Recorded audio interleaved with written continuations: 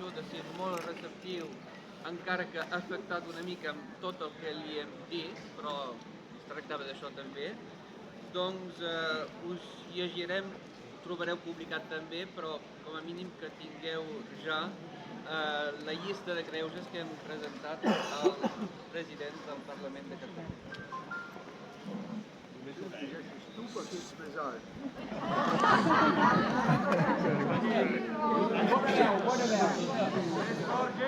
Bé, trobaré. Llista de greuges, columna 27 d'octubre. 1. Incompliment del mandat del referèndum de l'1 d'octubre del 2017, malgrat una participació massiva i una victòria clara del sí a la independència. El resultat no va ser implementat. El mandat popular va ser ignorat. 2. Renúncia a la proclamació efectiva de la República Catalana.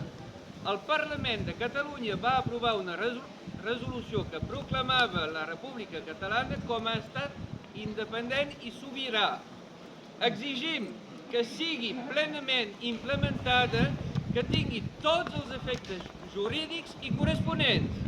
Molt bé! Sí! Visca!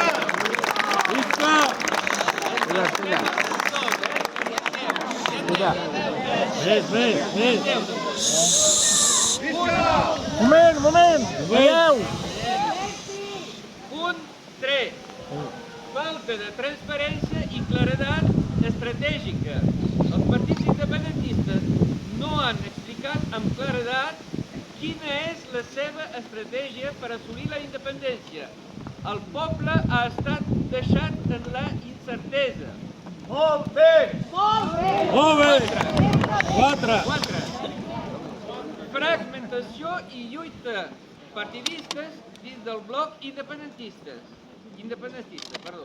Les disputes internes han debilitat el moviment. Les prioritats dels partits han passat per davant del mandat democràtic. 5. Desconnexió amb la societat civil mobilitzada.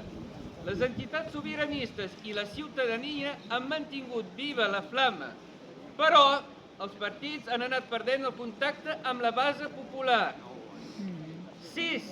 Normalització de la repressió i manca de resposta institucional. Davant la persecució judicial, l'exili i la repressió, no s'ha articulat una resposta institucional contundent ni s'ha defensat amb prou força els represaliats. Punt 7. Absència de lideratge compartit i valent. Després del 2017, no s'ha tornat a veure un lideratge que aglutini, emocioni i marqui camí amb determinació. Punt 8. Gestió autonòmica sense horitzó nacional. Els partits han tornat a gestionar l'autonomia com si fos l'únic horitzó possible, oblidant el projecte republicà. Punt 9. Manca de reconeixement i reparació cap al poble mobilitzat. No s'ha reconegut ni agraït prou la tasca de milers de persones que van defensar les urnes, que van patir violència i van sostenir el moviment. I per acabar, punt 10, silenci institucional davant les decepcions acumulades. No hi ha hagut cap acte de contrició, cap reconeixement dels errors, cap voluntat de reconnectar amb el poble decebut.